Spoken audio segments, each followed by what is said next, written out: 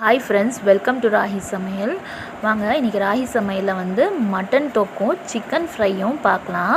Mutton தொக்கு செய்கிறதுக்காக mutton, அப்புறம் வந்து சின்ன வெங்காயம் எடுத்திருக்கேன், உருளைக்கிழங்கு எடுத்திருக்கேன், தக்காளி எடுத்திருக்கேன்.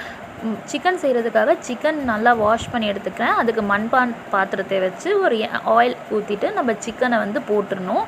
அதே மாதிரி குக்கரில் வந்து மட்டன் செய்கிறதுக்காக மட்டனும் சின்ன வெங்காயம் உருளைக்கிழங்கு போட்டு நல்லா ஃப்ரை பண்ணி எடுத்துக்கணும். எப்போவுமே நான்வெஜ்ஜில் வந்து தண்ணி விடும். அந்த தண்ணி விட்டு அந்த தண்ணி நல்லா வற்றின பிறகு நம்ம மசாலாலாம் ஆட் பண்ணால் தான் நம்மளுக்கு டேஸ்ட் நல்லாயிருக்கும்.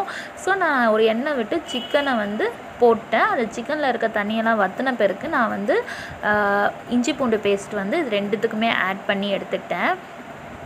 இந்த இஞ்சி பூண்டு பேஸ்ட் வந்து அந்த தண்ணி வற்றின பிறகு தான் நம்ம வந்து அந்த சிக்கன்லேயும் மட்டன்லேயும் நம்ம தண்ணி வற்றின பிறகு தான் நம்ம ஆட் பண்ணணும். அப்போ தான் அந்த டேஸ்ட் கொடுக்குறோம். முதல்லையே நம்ம ஆட் பண்ணிட்டோன்னா நம்மளுக்கு அந்த டேஸ்ட் இருக்காது. ஸோ இது ரெண்டுத்துலேயும் நல்லா தண்ணி வற்றிருச்சு. நான் ஒரு இஞ்சி பூண்டு பேஸ்ட் இதில் வந்து ஒரு 1.5 டீஸ்பூனும் அதில் வந்து ஒரு 1.5 டீஸ்பூன்லாம் ஆட் பண்ணிட்டேன். ஆட் பண்ணிட்ட பிறகு மட்டனில் வந்து தக்காளி, அப்புறம் வந்து மிளகாத்தூள், மஞ்சத்தூள், தனியாத்தூள் நம்மளுக்கு தேவைக்கேற்ப ஆட் பண்ணிக்கிட்டேன். எல்லாத்துலேயும் ஒரு டீஸ்பூன். அதே மாதிரி சிக்கனில் வந்து தயிர் ஆட் பண்ணியிருக்கேன். மிளகாத்தூள், மஞ்சத்தூள், தனியாத்தூள், அவ்வளோதான்.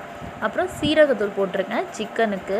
இதெல்லாமே போட்டு 1 கிளாஸ் அளவுக்கு தண்ணி ஊற்றி சிக்கனை வந்து சிம்மில் வச்சு மூடி போட்டு வச்சாச்சு. மட்டனை வந்து தக்காளி, மிளகாத்தூள், மஞ்சத்தூள், தனியாத்தூள் எல்லாமே போட்டு 1 கிளாஸ் அளவுக்கு தண்ணி போட்டு உப்பு ரெண்டுத்துக்குமே போட்டு நம்ம வந்து குக்கரையும் ஒரு அடுப்பில் வச்சாச்சு.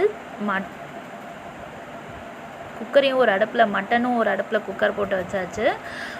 சிக்கனும் வச்சாச்சு. இப்போ ஒரு சிக்கன் வந்து நல்லா சிம்மில் வச்சு ஃப்ரை ஆகிடுச்சு. மட்டன் தொக்கும் சிம்பிளாக ரெடி ஆகிடுச்சு. மட்டன் உருளைக்கிழங்கு தொக்கும், ரசமும் வச்சாச்சு. அவ்வளோதான், சமையல் ஈஸியாக முடிஞ்சிருச்சு. ஓகே ஃப்ரெண்ட்ஸ், இந்த வீடியோ பிடிச்சிருந்தா லைக் அண்ட் ஷேர் பண்ணுங்கள், கமெண்ட் பண்ணுங்கள். தேங்க்யூ.